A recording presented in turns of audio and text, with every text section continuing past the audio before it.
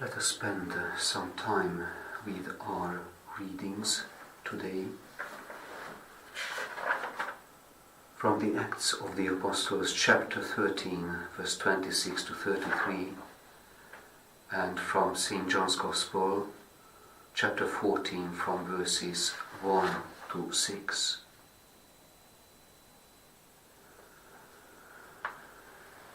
Today's readings are about identity, Christian identity.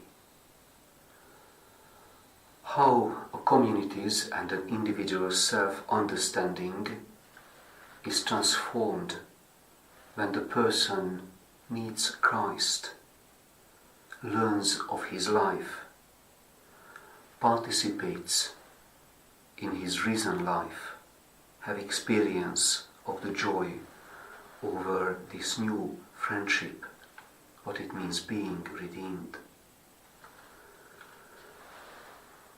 When we encounter life, something positive, it alters our identity.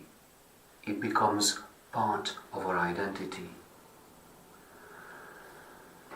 That's the nature of human flourishing and Christian flourishing, that we have a daily experience of God's love and the transformation which God can bring about, and these encounters in love can bring about in our own lives.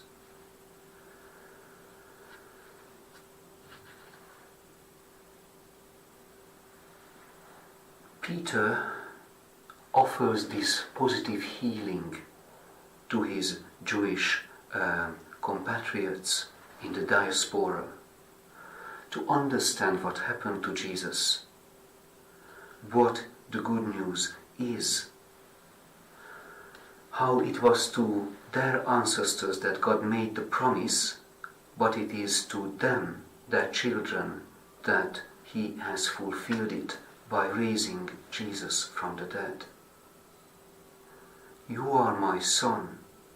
Today I have become your father.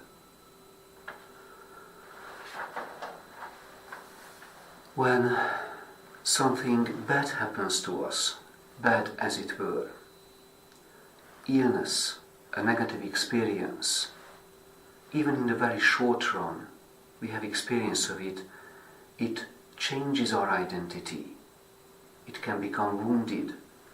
It can become burdened.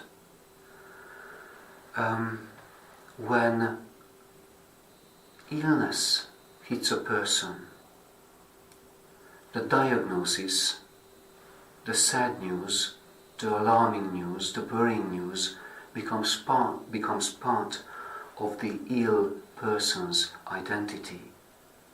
Disease is diagnosed, and the person has to learn to live with that.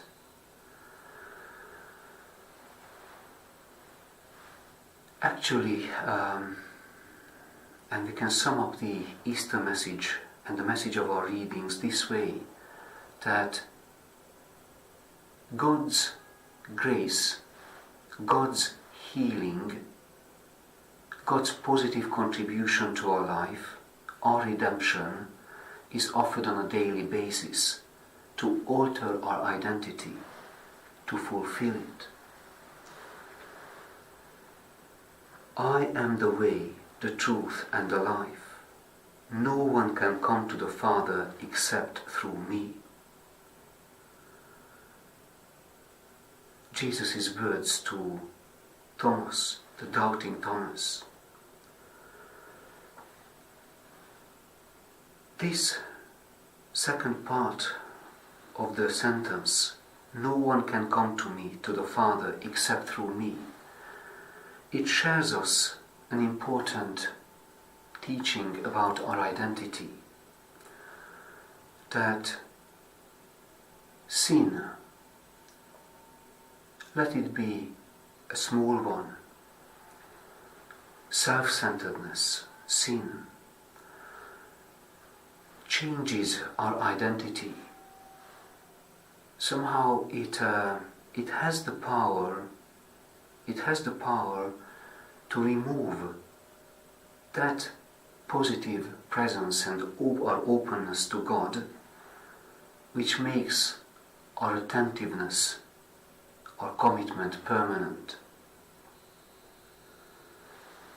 Seemingly, and it is not a big change in the person's identity, who we are, what was his past, childhood, friends, work, but self-centeredness